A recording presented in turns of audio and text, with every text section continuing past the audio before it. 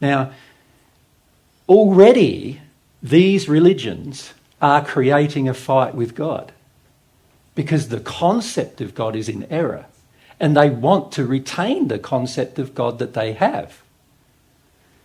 So a common concept of God for these two faiths, Christian and Islamic faiths, is if a person doesn't believe what I believe, then I have the right to take up arms against that person and force them into what I believe.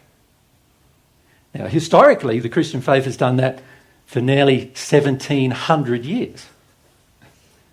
And many of the wars all through the Dark Ages were caused by the Christian faith doing that, right?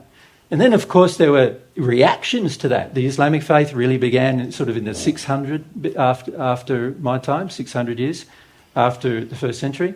And again, it also, although the faith itself had some good tenets of love and care and compassion for people, there is also contained in the holy books that drive these faiths some justifications for war. Now, obviously, that's not in agreement with God. God doesn't want any of his children, just like you, when you have your own children, you don't like them fighting.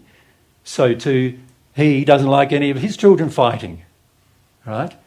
And yet these faiths, based upon a concept of God, are encouraging it at times. And historically have encouraged it to the extent that there's a genocide of millions as a result of that encouragement, right?